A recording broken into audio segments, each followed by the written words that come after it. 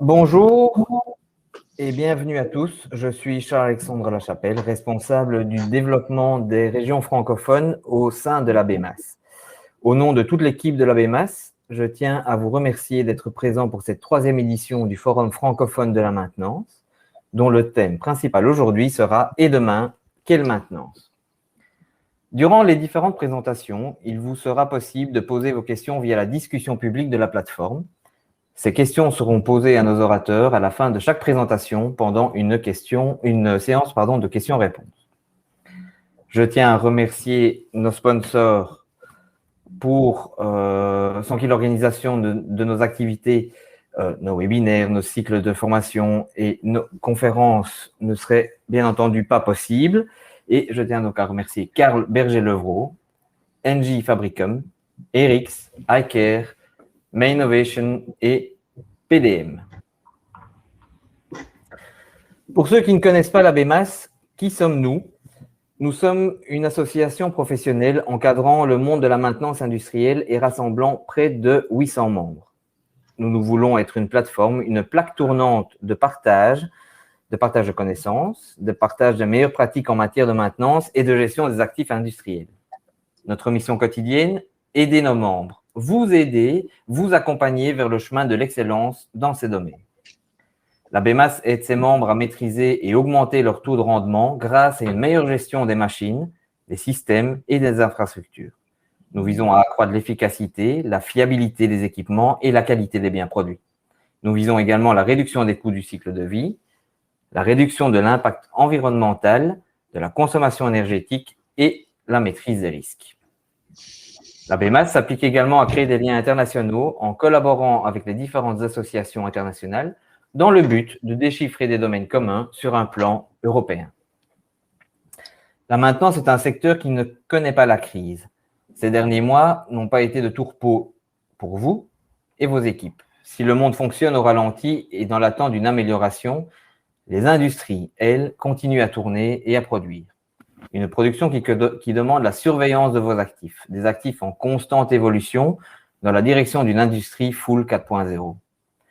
Durant cette crise, plus que jamais, nous nous sommes efforcés de vous soutenir, de continuer à vous former et vous informer de cette constante évolution. Vous êtes notre principale priorité. Votre avis compte. Vos besoins sont essentiels au fonctionnement de notre collaboration. Au terme de cet après-midi, vous recevrez une enquête de satisfaction. Encore une enquête, allez-vous me dire, je sais, mais c'est finalement le moyen le plus fiable pour connaître, comprendre et réagir rapidement à vos besoins et vos attentes. Vous pourrez bien entendu retrouver tout notre programme, nos webinaires, nos formations, nos cycles de formation sur notre site internet www.bemas.org. N'hésitez pas à le consulter, à nous appeler, à nous communiquer vos attentes. Travailler pour le secteur francophone d'un domaine tel que la maintenance n'est pas une mince affaire. Je ne pourrais y arriver sans le soutien de nos membres volontaires regroupés au sein d'un comité wallon. Ils m'accompagnent dans mes démarches, mes questionnements, mes recherches et l'avancement de nos projets. Je les en remercie, ils sont un soutien considérable au quotidien. Pour me succéder et vous accueillir à son tour, j'appelle à me rejoindre André Degrave. André est administrateur délégué de la société SDT International, une PME familiale située à Bruxelles et créée par son père il y a 46 ans.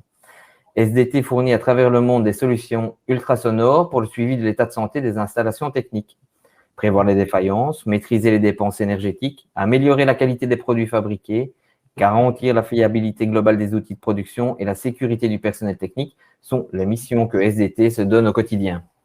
Depuis mars 2019, André est également le vice-président de la BEMAS. Dans ce cadre, il contribue activement à son développement en Belgique francophone. André est également, au même titre que ses autres membres, un pilier essentiel au bon fonctionnement de notre comité wallon et mon souffre-douleur numéro 1. André, merci d'être parmi nous aujourd'hui. Je te laisse la parole. Très chers membres et non-membres, en ma qualité donc de vice-président et de souffre-douleur préféré de Charles-Alexandre, il me revient le privilège d'introduire ce forum organisé par la BEMAS, qui est aussi la plus grosse association professionnelle européenne dans son domaine. Sonner clairons et trompettes, voilà donc un domaine de plus dans lequel les petits Belges excellent. Puisse cette troisième édition de notre forum en être la dernière en mode virtuel. Nous formons tous le vœu de nous revoir vaccinés et en bonne santé au plus vite. Et demain, quelle maintenance est le thème choisi pour cet événement qui se tiendra dorénavant tous les ans en juin et non plus en novembre pour des raisons de calendrier. Je ne vais surprendre personne en affirmant que la maintenance à venir sera plus que jamais interconnectée, intelligente, autonome, précise et fiable. Les technos évoluent vite, très vite, trop vite diront certains. Mais le train est en marche, et gare à ceux qui ne le prendraient pas. Il n'est pas trop tard, mais il est temps. Une chose est certaine, la maintenance de papa a vécu. Tant l'offre de techno en tout genre est pléthorique. Il y en a pour tous les goûts et toutes les bourses. Certes, mais le vieux de la vieille qui vous parle émet un avis à rien plus nuancé sur le sujet. Je pense en effet que Covid hors notre Covid, rien de fondamental ne changera si les questions d'éducation, de leadership, de formation et de culture ne sont pas prises en compte prioritairement. La maintenance est affaire de technologie, d'outils de toutes sortes, de procédures, de bonnes pratiques, mais surtout et avant tout, elle reste l'affaire des hommes et des femmes qui la servent. Sans eux, rien à espérer, ni hier, ni aujourd'hui, ni demain. À quoi servent les outils si personne ne sait s'en servir? À quoi servent les procédures si personne ne les applique? À quoi servent les formations si personne ne les suit? Tout est donc bien question de culture et de leadership. Il faut maîtriser son sujet et y croire pour convaincre, motiver et rassembler autour des bénéfices que génère tout programme de maintenance bien préparé et suivi. Et là, malheureusement, c'est pas gagné. Les choses évoluent, certes, mais pas toujours dans le bon sens. La maintenance à deux vitesses ou la maintenance à culture variable n'a pas de frontières. De nombreux témoignages me parviennent de Belgique et d'ailleurs et font état de décisions prises par certaines entreprises qui, faute de moyens financiers ou humains, se voient forcées d'en revenir au curatif. D'autres abandonnent les plans mis en place faute d'avoir investi dans la sensibilisation et la formation de leur personnel. Ce n'est pas du rêve, mais du gâchis ou du vécu qui concerne fort heureusement une minorité, mais encore bien trop large. A contrario, le marché de l'IoT et de la maintenance 4.0 progresse rapidement et serait même en train d'exploser à l'horizon de 5 ans selon certaines sources. C'est pour demain, pas pour le siècle prochain. C'est une autre réalité dont nous devons tous avoir pleine confiance, tant les techniques innovantes tendent à se vulgariser et à devenir financièrement abordables pour le plus grand nombre. Magnifique. Mais à quoi serviront ces techniques des temps modernes si performantes et utiles qui permettent de stocker, gérer et d'analyser le nouveau Graal baptisé data, si plus personne ne sait remplacer un roulement, démonter une pompe, réparer vannes et purgeurs ou encore intervenir en toute sécurité sur une armoire électrique? À quoi serviront les ordres de travail édités et archivés dans le cloud avant d'être envoyés en 5G depuis Mons ou la Lune s'il n'y a plus personne sur le terrain pour exécuter les tâches prescrites? Cette datamania n'est-elle pas en train de nous faire mettre la charrue avant les bœufs? La maintenance de demain, au même titre que toute activité industrielle et de service, est et sera l'affaire de femmes et d'hommes. C'est évident, sauf que les emplois vacants dans les métiers techniques sont pléthoriques. et que les cadres sont rarement remplis, alors que les écoles techniques et les filières de formation peinent à séduire nos jeunes. De plus, la majorité des maintenanciers en activité est vieillissante et se plaint de la charge de travail trop lourde qui lui est assignée, du manque de temps qui lui est laissé pour faire du bon boulot et se former aux techniques nouvelles. L'avenir de la maintenance, qu'il soit vu du cloud ou clé à molette en main, n'est pas derrière nous, mais bien devant. Le défi sera de réunir tous les acteurs concernés qui devront remettre l'humain au centre des préoccupations pour que la maintenance de demain ne soit pas seulement conjuguée avec intelligence artificielle, robotique et autres algorithmes sophistiqués. Un minimum de femmes et d'hommes sera toujours requis pour servir la maintenance de demain. C'est comme pour le réchauffement climatique, enfin je l'espère. Il n'est pas trop tard, mais il est grand temps d'agir tous ensemble. La BEMAS et le panel d'orateurs qu'elle a réunis aujourd'hui en sont convaincus. C'est avec conviction qu'ils défendent tous les métiers de la maintenance sans exception et préparent à ceux de demain. En guise de conclusion et de réponse apolitique au thème du jour, je dirais que la maintenance de demain sera du genre humain. Merci André. Pardon. Merci André. Merci aussi d'avoir accepté de suivre toutes nos conférences. André sera votre messager lors des Q&A. Ces questions, il est essentiel que vous les posiez via le chat de cette plateforme. Elles seront scrupuleusement posées à la fin de chaque session. Pour introduire notre premier orateur et son study case, intitulé « Enjeux, bénéfices et prospectives de la dématérialisation des process de maintenance pour l'entreprise AW Europe », j'appelle Alexandre Grütering. Alexandre est Country Manager Benelux au sein de l'entreprise Karl Berger-Levaux. Il est donc en charge de la filiale belge du groupe. Alexandre, bonjour, bienvenue. Bonjour, merci. Alexandre, pourquoi la présentation de ce study case en collaboration avec AW Europe est important pour Karl aujourd'hui? La maintenance est aujourd'hui reconnue comme un catalyseur de performance industrielle.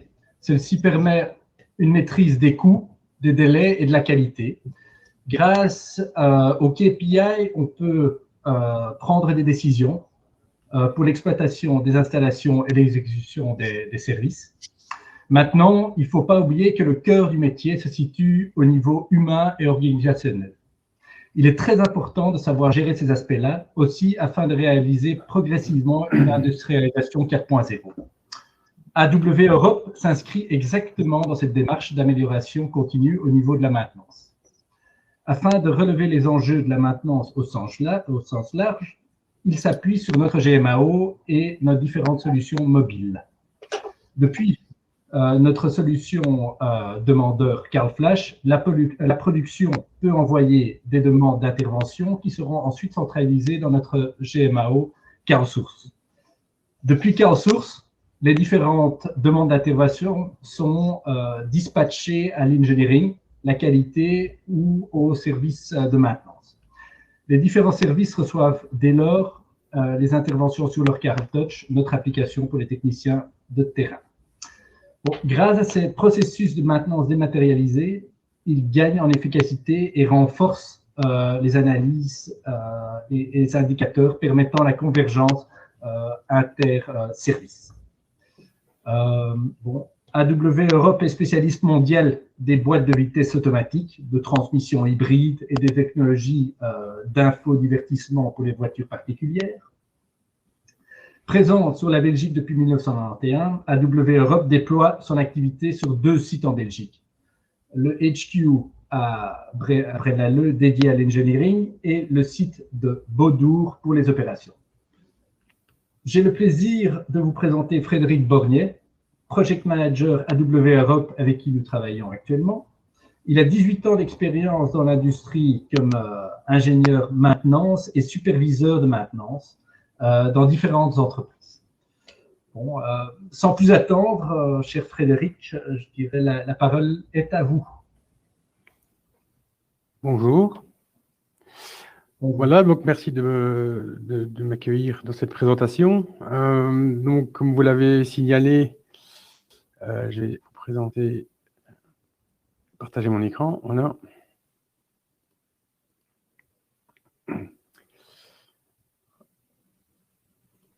Voilà, donc la présentation, donc enjeux et bénéfices prospectifs de la dématérialisation du process de maintenance pour l'entreprise AW Europe.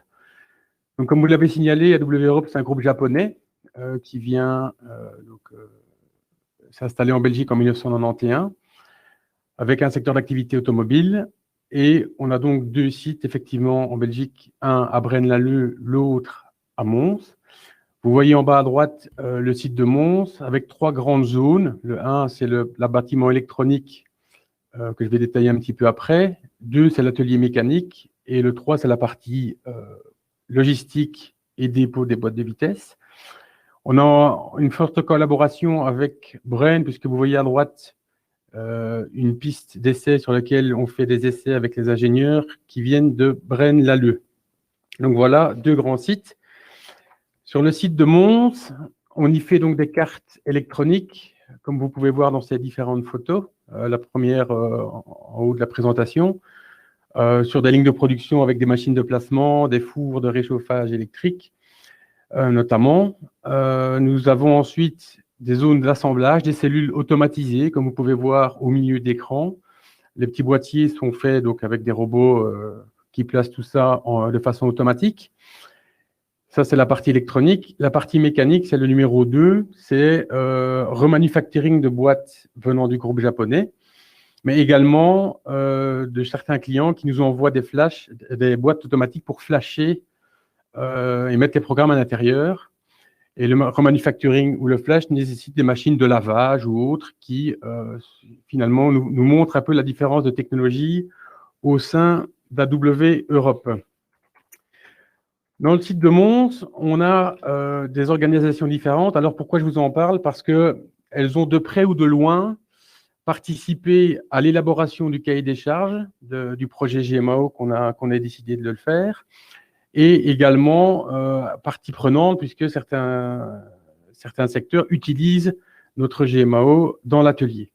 On a donc un quality control, la production, bien sûr, qui fait les demandes. On a le process engineering et le test engineering, également une partie industrie 4.0 qui nous permet de voir à moyen et long terme, avec un service de maintenance, tout ce qui est bâtiment également, LPNF, et bien sûr l'informatique, ICT, infrastructure, mais également business pour certains développements avec notre ERP E1.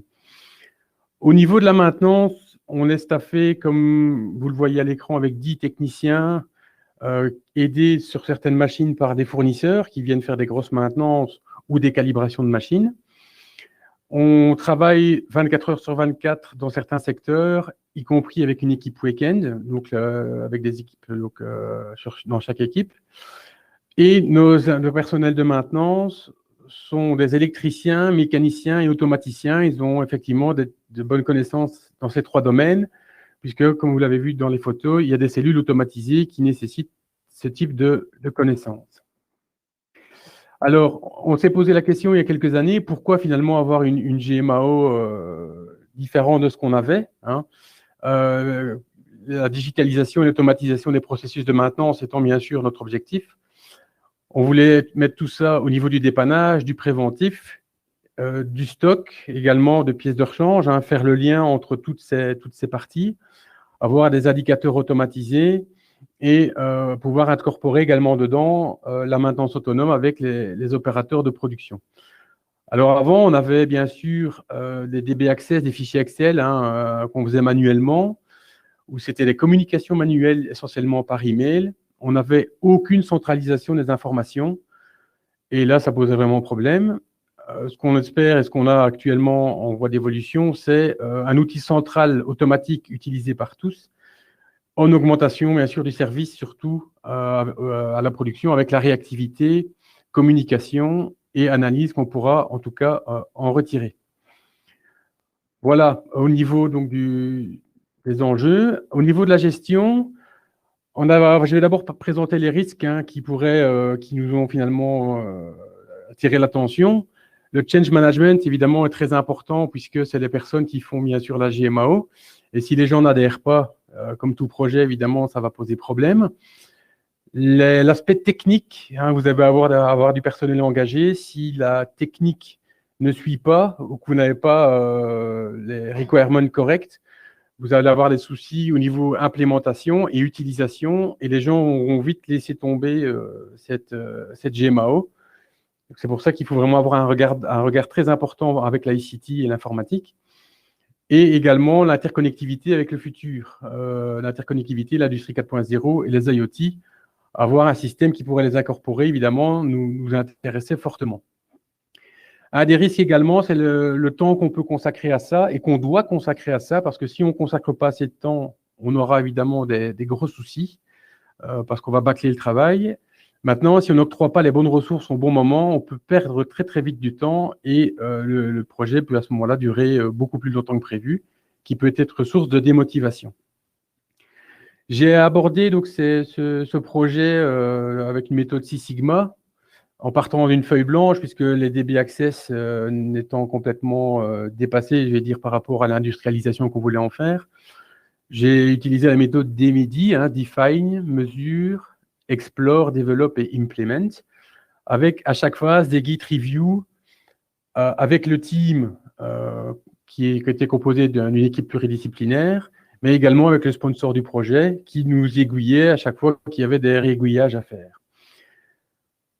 Cette équipe, donc il y avait l'équipe des achats, une personne à l'informatique notamment, du quality control, de la maintenance et des facilities, et également de l'informatique, bien sûr, pour assurer et les cahiers des charges et les requirements corrects pour tout le monde, les clients internes à ce projet. Et on a, après toute une série de travaux et de réflexions, on a choisi le logiciel CarlSource, parce que c'est un professionnel dans le métier de la maintenance au niveau GMAO, avec un feedback qui pourrait être intéressant à ce niveau-là d'autres clients en faisant des benchmarks ou autres. Il a un représentant en Belgique qui, évidemment, peut nous être fortement intéressant lorsqu'on a des réunions à faire et peut-être des interventions sur site. On a également le choix des tablettes et GSM qui sont très, très friendly user. Les gens de terrain sont comme peut-être parfois pas très habitués, mais avec les tablettes actuelles, c'est assez facile à comprendre et donc on s'en sort très bien à ce niveau-là. Donc, c'était déjà développé et c'était fonctionnel avec le logiciel. C'est pour ça qu'on a préféré aller chez un professionnel. Et aussi, surtout d'ailleurs, c'était un système qui est très ouvert avec les applications de programme interface, les API, qui nous permettront l'interconnectivité avec les IoT, machines ou d'autres systèmes internes à AW Europe. Voilà finalement ce qu'on peut en dire à ce niveau-là par rapport à la gestion du projet. Vous voyez à l'écran maintenant le flux finalement qu'on a utilisé finalement pour notre GMAO dans le cadre d'un dépannage. C'est ce qu'on a mis en numéro 1 en place parce que c'était très important pour les techniciens de terrain de maintenance qui se disaient on a besoin de demandes précises de la production. On a également des logbooks machines à avoir et en mettant ce flux-là dès juin 2020 dans des zones pilotes, ça nous a permis d'avoir des délivrables assez rapidement, des logbooks machines et des communications améliorées. Le flux, donc, c'est CarlFlash, c'est la demande pour la production. Ils utilisent donc un GSM pour faire une demande qui, en 30 secondes, grand maximum clé en main, la demande doit être faite parce que la production, évidemment, doit produire et quand ils sont à l'arrêt, évidemment, on doit réagir rapidement. Donc, il faut une demande en 4 clics, en pouvant y insérer des photos, en pouvant mettre leurs commentaires et en adressant ça au bon service. On peut l'adresser à la maintenance, on peut l'adresser ça au quality control si on a un problème de qualité. Et la plateforme est identique pour les deux services, quality control ou maintenance. Et en paramétrant correctement les profils de chaque partie, la demande est bien envoyée soit vers la maintenance et le quality control ne la reçoit pas, ou inversement, le quality control reçoit la demande et pas la maintenance. Ça, c'est pour la partie prise en charge avec CarlTouch. Tout se fait en temps réel avec le logiciel, puisque le logiciel est la base de tout. Et donc, on retrouvera toutes les informations qui nous intéressent dans le logiciel. À la fin de l'intervention, si la maintenance a fini son intervention, elle va solder l'intervention et à ce moment-là, on redémarre la production. Si maintenant, on a une validation qualité à faire, la maintenance transfère via une touche sur le CarlTouch, transfère la demande vers le Quality Control qui utilise le même process de je prends en charge l'intervention, je fais mon travail de contrôle et je solde l'intervention en y mettant directement sur la tablette mon rapport. Et on pourra donc trouver à la fin et le rapport de maintenance au début de l'intervention et sur le même ticket d'intervention, le rapport du Quality Control, c'est-à-dire les deux intervenants de services différents sur le même sujet, ce qui centralise donc bien finalement notre intervention et nos rapports finalement. Voilà, ce transfert évidemment est fort important puisque on doit à ce moment-là communiquer également avec le Quality Control ou d'autres services, si d'autres services doivent intervenir. C'est donc un effet centralisateur qui était demandé et qui est obtenu grâce à cette application CarlTouch. Voici quelques exemples de screenshots qu'on a actuellement utilisés. Donc, on a la maintenance préventive qu'on a mis en place depuis septembre 2020, où toutes les interventions sont générées automatiquement par le système CarlSource après une paramétrisation correcte au niveau des fréquences de maintenance préventive. Est-ce que c'est du mensuel, du trimestriel ou du semestriel? On paramétrise tout ça correctement avec les bonnes machines, avec une date de début, et le système génère automatiquement une intervention automatisée à la date fixée. Sur la gauche de l'écran, vous voyez INT avec toute une série de numéros. Ce numéro est bien sûr unique pour chaque intervention. Et donc, on sait de quoi on parle, puisqu'il n'y a pas d'ambiguïté possible par rapport aux maintenances annuelles, par rapport aux maintenances semestrielles.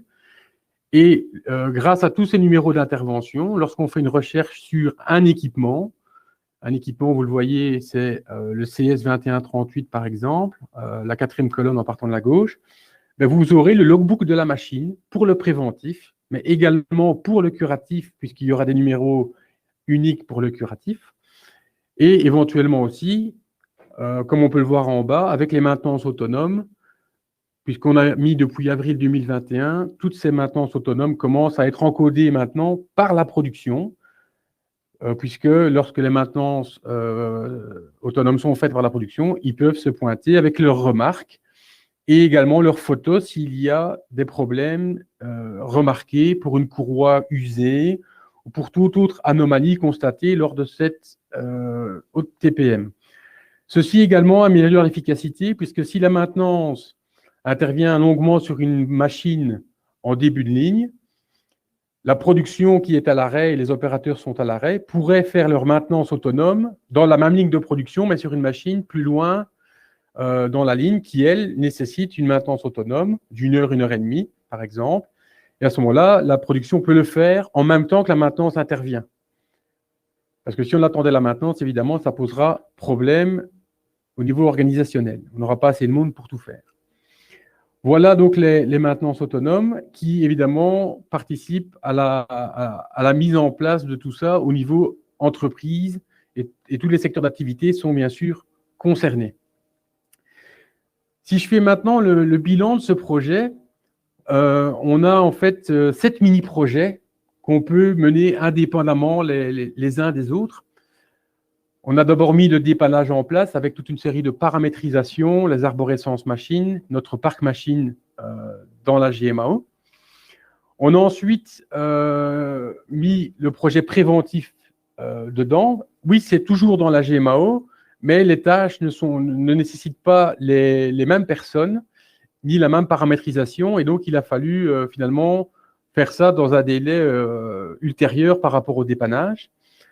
La zone pilote étant déjà à ce moment-là mise dans la GMAO, tant pour le dépannage que pour le préventif. On a ensuite géré le stock. On est en pleine phase actuellement de stock. On a fait une zone pilote avec 5 articles. On voudrait bien sûr, avant la fin du mois maintenant, arriver avec l'ensemble de nos articles dans la GMAO pour pouvoir utiliser maintenant la GMAO à plein essor avec notre stock de pièces de maintenance, à peu près 5000 articles à gérer à ce niveau-là. Entrée, sortie et recommande automatique avec le système, c'est notre objectif à terme. On a eu également un changement de version où là, en février 2021, on est passé de la version 5 à la version 6, qui a finalement permis d'augmenter notre service et surtout avoir les API pour le futur, pour les IoT notamment.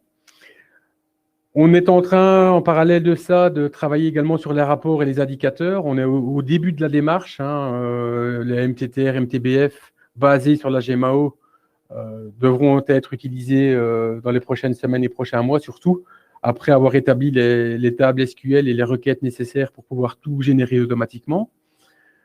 On a ensuite un autre projet, mini-projet de la GMAO, qui est les développements automatiques entre CarlSource et notre ERP pour justement gérer le stock et que notre stock employee ne doivent plus encoder manuellement dans CarlSource et dans Iwan en parallèle, mais que tout se fasse via notre GMAO CarlSource et que ces développements informatiques permettent le transfert automatique dans notre ERP. Donc là, on gagnera du temps avec la personne du stock qui ne fera plus qu'un seul encodage à la place de 2. Et en parallèle ici, mon collègue, M. Anstot du LPNF, travaille sur l'aspect facilities. Donc, il est responsable de tout ce qui est bâtiment. Et on va utiliser également, pour le préventif notamment, et le dépannage également, la GMAO pour les bâtiments. Les résultats actuels, on peut dire globalement que pour l'instant, l'adhésion est là, parce que la production fait ses demandes, peut-être pas à 100%, mais on est à 80-85% d'utilisation de la GMAO. La maintenance également prend en charge et fait ses rapports en temps et en heure, ainsi que le quality control. Là où on doit s'améliorer, c'est au niveau des transferts vers le quality control pour les interventions venant de la maintenance.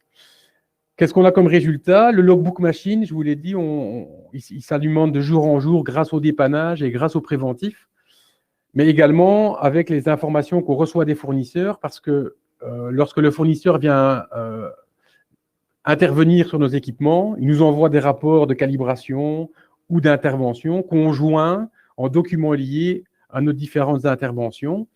Et donc, on a vraiment toutes les informations nécessaires pour pouvoir réussir à passer des audits environnementaux, des audits IATF ou ISO 14001 par exemple, puisque tout est centralisé dans notre GMAO. On arrive à montrer des délivrables depuis maintenant quelques mois. Et enfin, au niveau communication, les gens utilisent de plus en plus le logbook machine pour pouvoir avoir accès aux rapports de maintenance, mais également à faire les demandes d'intervention lorsque cela est nécessaire, lorsqu'on constate donc des anomalies. Vous voyez par exemple sur la droite des screenshots du logbook machine. L'équipement, le matériel, on le voit à droite, c'est le FM 1248 qui est une machine de placement. On voit donc qu'il y a depuis le 4 juillet, donc la dernière date 4 juillet 2021, la première étant le 19 janvier, etc. On arrive à des dates remontant dans le temps depuis l'origine de la GMAO chez nous, assez facilement. En 2-3 clics, on a le logbook. Et en dessous, vous voyez le plan préventif qu'on peut générer de façon automatique avec des maintenances trimestrielles que je vais appeler P3, la dernière ligne du tableau, du semestriel. On peut mettre des audits pour rappeler 3 mois à l'avance le fournisseur pour qu'il vienne sur place. Donc, ce sont des tickets qui sont générés automatiquement et grâce à ça, on n'oublie pas finalement ce qui est important et anticiper 3-4 mois à l'avance les commandes de pièces pour qu'elles arrivent au bon moment. Ça nous facilite également dans la gestion du stock. Les prospectives pour l'avenir, donc je l'ai dit, on travaille sur les indicateurs, mais on doit vraiment maintenant les établir avec le MTTR, le MTBF, mais également la gestion des coûts en main-d'œuvre et en spare parts avec des plans d'action associés. Un stock complet qui sera évidemment très important à gérer dans cette GMAO, non seulement pour la maintenance, mais également pour d'autres secteurs, du quality control. Et ça se parle en semaine peut-être en mois. L'industrie 4.0, ce sera vraiment en mois et en années, puisque là, on va toucher aux IoT des machines et des nouvelles machines avec des IoT qui peuvent envoyer des informations ne sont pas encore pour l'instant présentes dans l'entreprise, mais vont y arriver dans quelques semaines, quelques mois. Et on pourra à ce moment-là utiliser ces informations pour créer peut-être même des DI automatiquement dans la GMAO avec une intelligence artificielle qui pourrait faire du data collecting pour l'avenir, et notamment le logbook, l'interpréter ces données et nous utiliser dans la GMAO. Voilà pour cette présentation et ce témoignage. J'espère que ça a été très clair. Je reste à votre disposition pour les questions.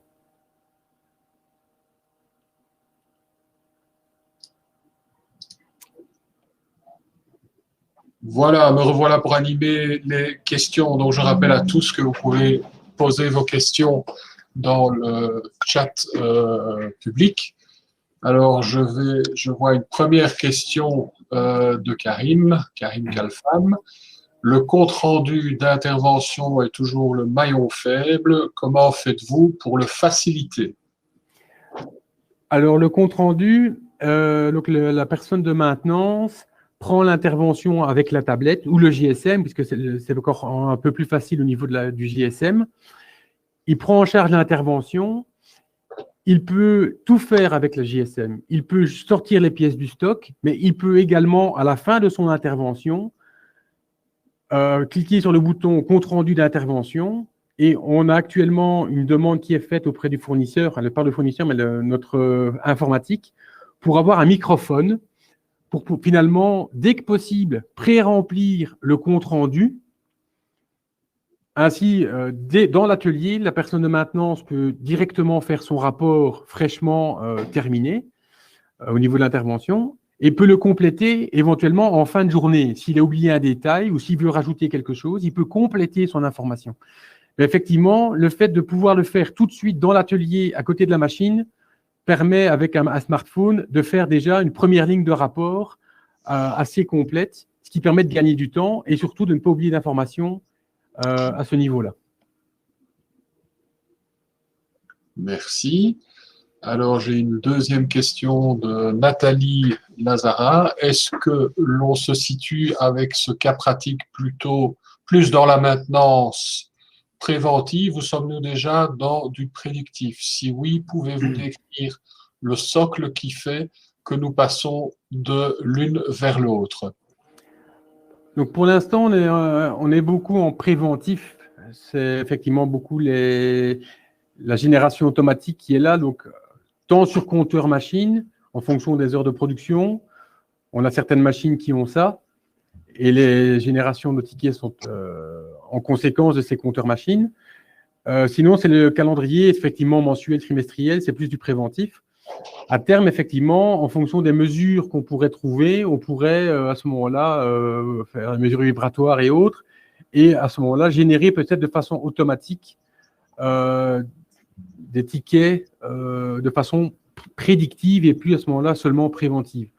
C'est un peu, je le dupliquerai comme le compteur actuel. Pour l'instant, on a juste une mesure de compteur, mais si on interprétait des mesures vibratoires ou autres qu'on prendrait à ce moment-là, on pourrait peut-être donner des seuils de tolérance et à ce moment-là, aller vers du prédictif, mais pour l'instant, on n'y est pas encore, en tout cas. Merci. Alors, je n'ai pas de questions, mais une remarque de Karim Kalfam suite à votre réponse à sa première question. Excellente initiative. Cela enlève le frein lié à l'écriture. Je pense qu'il fait écho au microphone dont vous avez parlé. Oui. Alors oui, il y a une autre remarque qui lui tient particulièrement à cœur. C'est vrai que je connais très bien Karim. Attention, predictive maintenance en anglais, mais maintenance prévisionnelle en français selon la norme NFEN 13306 2018 pour être précis. Alors Frédéric, vous n'êtes pas le premier à qui il l'a fait, on est déjà tous passés par là. J'en prends note. Merci. Voilà. Alors, une question de José Dipuma de Préon. Les plannings et gestion des ressources sont-ils intégrés dans votre GMAO? La possibilité y est. On n'a pas encore à ce stade-là au sein du projet, mais effectivement, la planification des ressources a été montrée par le fournisseur en son temps, quand on a effectivement décidé d'acheter le logiciel en amont, bien sûr. Il nous avait montré un planning de planification des ressources par rapport aux tâches attribuées. Donc, ce logiciel, en tout cas, le permet. Mais nous, on n'y est pas non plus pour l'instant. D'accord. Quelles sont les raisons qui ont poussé AW Europe à investir dans une GMAO? On voulait professionnaliser finalement la maintenance avec les systèmes qu'on avait qui étaient du manuel et finalement un peu rudimentaires. On a donc voulu professionnaliser ça. On a voulu vraiment améliorer la communication avec un outil central. Hein. C'est vraiment pour ça aussi, la communication dans une entreprise est fondamentale. C'est pour ça qu'on a utilisé cet outil-là, puisque tout le monde a accès avec ses profils particuliers.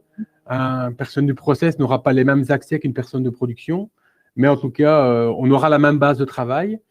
Et cette vision Industrie 4.0 est fondamentale pour AW Europe.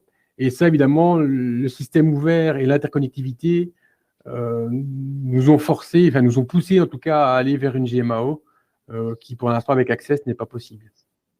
C'est ça. Alors, j'ai encore une question. Comment la transition s'est-elle organisée? Quel GMAO avant? Y a-t-il des indicateurs de suivi de l'implémentation de cette nouvelle GMAO, des priorités qui ont été ou des priorités qui ont été définies? Donc, comme je l'avais dit au début de la présentation, ce sont donc des fichiers Excel et Access pour la maintenance. Il y avait leur propre fichier pour le quality control. Et donc, on a effectivement des idées d'avoir une seule et même base de données avec la GMAO. Au niveau de l'implémentation du projet, chaque phase du DMEDI avait une Git review. Donc là, déjà, on voit que ça cadence finalement le projet. Au niveau d'indicateur de suivi, j'ai finalement utilisé un indicateur pour l'utilisation de la GMAO pour répondre aux différentes questions. Est-ce que la production fait bien ses demandes dans le système? Parce que si on n'a pas de demande, on n'a pas d'intervention dans le système et donc pas de données finalement à ce niveau-là. Donc, j'ai fait un indicateur de suivi des demandes de la production par rapport à des réunions, des meetings qu'on a avec eux. Ils se plaignent de 10 choses, par exemple. Est-ce qu'on a bien 10 interventions dans la GMAO? Si c'est oui, ça tombe bien, on est à 100%. Ensuite, une fois que ces demandes d'intervention sont faites, est-ce que la maintenance les prend bien en charge pour pas qu'elles restent dans le système en attente de prise en compte? Et donc, ça éduque finalement la production à faire les demandes et à la maintenance à les prendre rapidement. À les prendre en charge, c'est une chose, mais également à faire ses rapports. Parce qu'on peut prendre une intervention en charge sans faire le rapport, et finalement, on a 10 interventions sans aucune information de la maintenance. Et donc, en faisant ce suivi des 3 DI, prise en compte et rapport, on force les gens à « Ah oui, je ne suis pas bon aujourd'hui parce que je n'ai pas fait mes rapports ». Et en faisant des rappels réguliers, les gens prennent l'habitude de faire les demandes et finalement d'aller vers ça, quoi. Donc, c'est un peu comme ça qu'on a l'indicateur de suivi pour ne pas lâcher le morceau jusqu'au moment où ça va rentrer dans la culture du personnel et qu'on a moins besoin de suivre, en tout cas, cet indicateur. Pour le planning, on a MS Project et on met ça en place suivant le planning établi.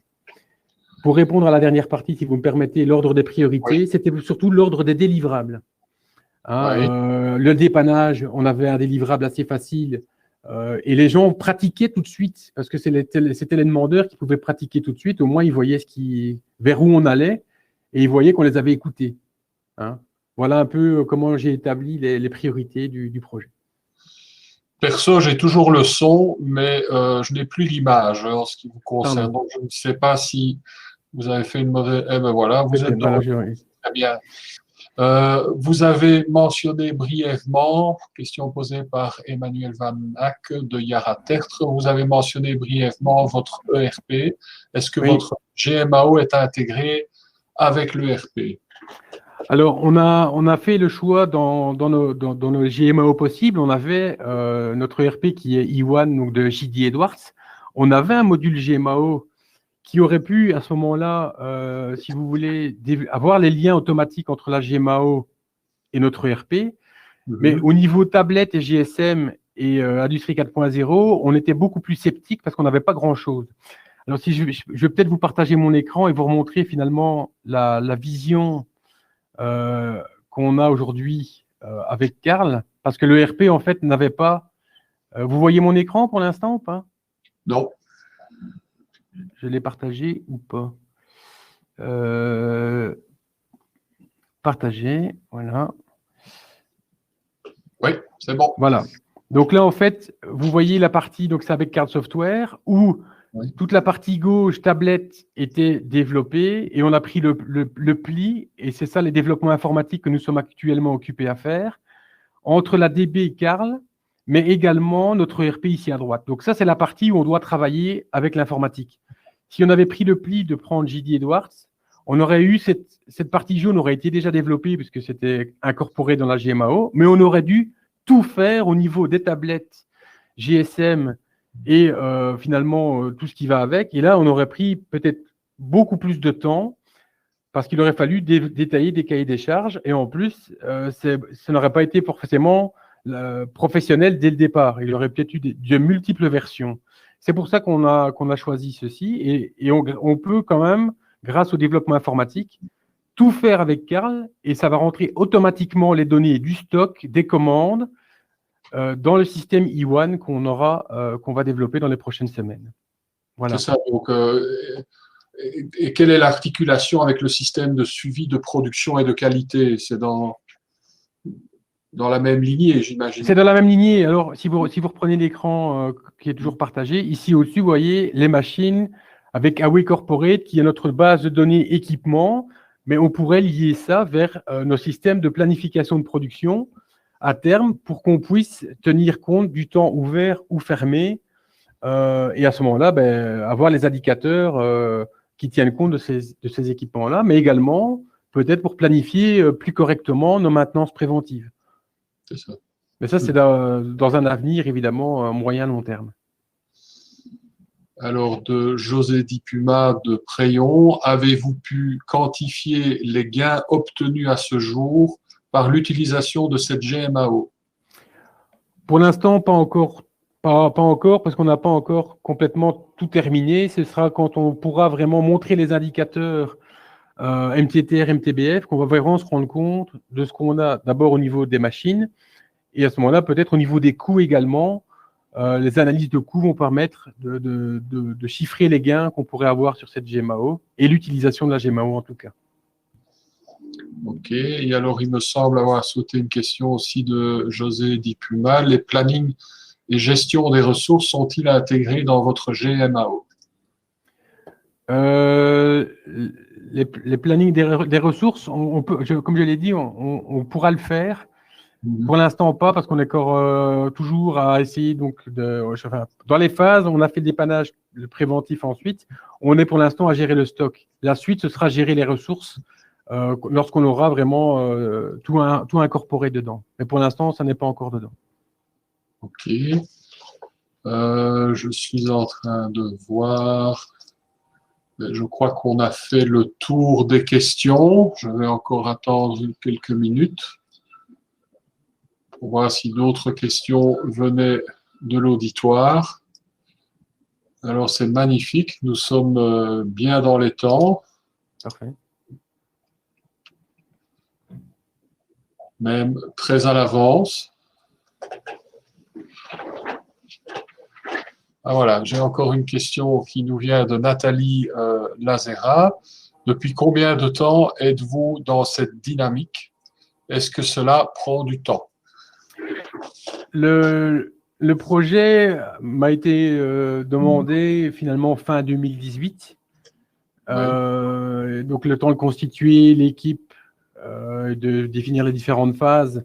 On a passé commande du logiciel fin 2019 pour commencer à implémenter sur le serveur janvier, février, acheter les tablettes, etc. Et c'est pour ça qu'on a commencé à utiliser en juin 2020 Les premiers essais en dépannage, utilisation dans une zone pilote de la GMAO ont été faits. Au préalable de ça, il a fallu faire les instructions de travail pour former les gens à l'utilisation, parce qu'on voit finalement la partie visible de l'iceberg, c'est l'utilisation pratique de la GMAO dans une zone pilote, mais tout ce qu'on a fait avant a été fait lors des 4 à 6 premiers mois de l'année. Alors, en fonction du temps qu'on y consacre, du personnel, ben, ça peut prendre plus ou moins de temps, évidemment, mais effectivement, 1 an et demi, ça peut effectivement, c'est le minimum, je vais dire, pour voir des résultats assez probants par rapport à l'utilisation de la GMAO. Alors moi, j'ai encore une question un peu plus personnelle. Est-ce qu'il y a une démarche au sein de votre entreprise pour sensibiliser tout le personnel au bienfait de l'utilisation de cette GMAO, à la structure qui est nécessaire, au plan d'implémentation qui est nécessaire? Et est-ce que vous rencontrez une adhésion complète, ou est-ce que c'est une lutte au quotidien? Alors, pendant les formations, parce que j'ai dû former certaines personnes de production, en tout cas, qui sont les leaders qui font les demandes d'intervention, mais en fait, lors de ces formations, je les ai incorporés dans le projet complet. Donc, au lieu de leur présenter 15 minutes, parce qu'il ne faut pas plus que 15 minutes pour apprendre à faire une demande d'intervention avec Carl Flash, je prenais à peu près 1 heure de présentation pour leur dire, voilà le projet, d'où on vient, vers où on va, et où vous intervenez, vous, en tant que producteur. Si vous ne faites pas les demandes d'intervention, ben, finalement, la suite de la chaîne ne sait pas se faire correctement. Et donc, finalement, ils voient leur rôle dans ce projet. En leur expliquant le pourquoi on leur demande, ça leur facilite la compréhension et un début d'adhésion. Alors, ils vont adhérer ou pas en fonction de l'utilisation pratique qu'ils en font. Si tu as un système où il faut 20 minutes pour faire une demande d'intervention, ils ne vont jamais la faire. Or, dans ces démonstrations, comme ça leur prenait 2-3 minutes, et que ça a surtout été paramétré avec le superviseur de production qui me dit, écoute, ça, on va mettre, ça, on va pas mettre parce que sinon, ça va prendre trop de temps. On a paramétré ça comme on a voulu et pour avoir le moins de temps possible, mais les données suffisantes pour que la maintenance puisse avoir les informations et faire son intervention avec les bonnes informations, sans devoir, ah oui, qu'est-ce qu'il veut entendre par là? Il y a une photo, il y a un commentaire, et parfois, ben, il n'y a pas besoin de commentaire si la photo est explicite. Donc, en expliquant tout ça aux différentes personnes, dans les différents services, du quality control, de la maintenance et même du process, ben, les gens voient vraiment le rôle dans ce projet et adhèrent plus facilement, en tout cas. Ok, alors là, j'ai encore une question de Nathalie Lazara, qui, je le rappelle, est du Forum. Avez-vous utilisé des crédits adaptation pour la formation du personnel? Je n'ai pas, j'ai soumis les papiers aux ressources humaines, mais je n'ai pas été vérifier ce qui avait été fait ou pas, parce que ce sont des formations en interne, en fait, que je donnais, entre guillemets, moi-même, avec mes collaborateurs, aux personnes qui devaient être formées. Donc, je n'ai pas été gratté jusque-là à ce niveau-là. Nathalie pourra peut-être vous renseigner sur la procédure à suivre. Et elle demande encore, que faudrait-il pour que les écoles mettent en place, pour préparer au mieux le personnel qualifié? Quels sont les manques de compétences que vous observez? C'est une question assez délicate à répondre parce que la technologie évolue fortement. On voit dans nos techniciens, ils ont des connaissances mécaniques, des connaissances électriques, également en automatisme et parfois même en informatique. Ce ne sont pas des informaticiens, mais il faut quand même pouvoir aller regarder dans les serveurs comment ça se passe. Hein. Bon, après, on a une limite, mais il faut des gens polyvalents, un petit peu spécialistes, en nombre suffisant, parce qu'on n'a pas non plus 30 personnes ou un réservoir indéfiniment. Ouais. Donc, il faut trouver le bon compromis entre l'aspect spécialisé et l'aspect polyvalence, en tout cas. Toucher un peu à tout, je pense que ce sera nécessaire. Toucher à l'informatique, à l'automatisme. Dans nos pays en Europe, on est beaucoup maintenant là-dessus. Et les technologies, avec l'IoT en plus, évoluent fortement. Et donc, il faut pouvoir toucher à ça dans un futur proche, relativement proche. Alors, j'ai une question de Frédéric Beguin de ISA, qui est une autre association professionnelle importante dans le monde, qui touche plus à tout ce qui tourne autour des moteurs électriques. Alors, la maintenance a beaucoup à apporter en matière d'efficacité énergétique et notamment au niveau des systèmes moteurs. Est-ce que prochainement, vous comptez commencer à regarder les indicateurs correspondants? Concernant les consommations électriques, effectivement, pour arriver dans du prédictif ou du prévisionnel, pour effectivement analyser les consommations de courant et voir avec les logbook machines s'il est temps ou pas de changer le moteur, voire d'investir en fonction des coûts dans une nouvelle machine qui serait finalement moins énergivore. Tout ça, évidemment, est une question de coût, de vision future, parce que si le business diminue, la machine peut encore être utilisée un an ou deux, on ne va peut-être pas la moderniser ni la changer, mais si maintenant on arrive dans une vision moyen-long terme, il est peut-être temps effectivement d'investir dans un nouvel équipement, et la GMAO pourrait nous aider à analyser ce genre de données en tout cas. D'accord. Alors, je vais prendre une dernière question avant de passer à la présentation suivante et de nous rejoindre dans une autre session. C'est celle de Walid Boukerou de la SBE. Comment et combien avez-vous pris de temps pour le remplissage de la base de données de la GMAO, qui est l'étape la plus importante en termes de travail? Avez-vous été aidé par vos fournisseurs de matériel? Alors, pour encoder dans la GMAO, le fournisseur nous a fourni des fichiers Excel formatés d'une certaine manière, qu'on appelle Carl Loader dans notre cas. Et les données, on les remplissait avec mon collaborateur. On a effectivement pris quelques semaines, mais enfin, on a bien réfléchi à remplir les fichiers, à communiquer avec le fournisseur et surtout les incorporer dans le bon ordre. C'est-à-dire, on a une arborescence à mettre en premier, on a des machines à mettre en deuxième, on a un lien entre l'arborescence et la machine, puisque la machine se trouve à un endroit précis. Et donc, c'est différents fichiers qu'il a fallu formater. Mais une fois que ça a été fait, on charge tout en une fois dans la GMAO. Et ensuite, on compare si la structure correspond bien à tout ça avec les machines aux bons endroits. Alors, il se pourrait qu'il y ait des anomalies, mais là, le loader vous signale qu'il y a des anomalies à traiter avant de pouvoir le charger complètement. Et surtout qu'on avait un serveur de test et un serveur de production. Donc, tout ce qu'on pourra maintenant faire pour l'avenir, c'est que si on a des changements à faire, on les fait sur le serveur de test, on vérifie que ça se passe bien, et ensuite, on charge tout sur le serveur de production pour ne pas impacter la production. Mais au départ, on avait bien des fichiers à remplir, et une fois que ça a été fait, tout a été chargé en une fois. Très bien. On dira que c'est le mot de la conclusion. Et le mien sera, merci Frédéric pour cette intervention qui, je crois, aura été très enrichissante pour les maintenanciers et praticiens de GMAO. Et c'est effectivement ce genre de témoignage qu'affectionne particulièrement la BEMAS. Et en son nom, je vous remercie pour cette intervention. Et je vais maintenant inviter chacun à passer à la session suivante. Pour ce faire, vous devez cliquer sur le titre numéro 2 ou sur le curseur du titre numéro 2 et nous rejoindre. Charles et Aurélien y sont déjà pour présenter ce deuxième study case. Tout de suite à vous tous. Nous nous retrouvons dans l'autre session.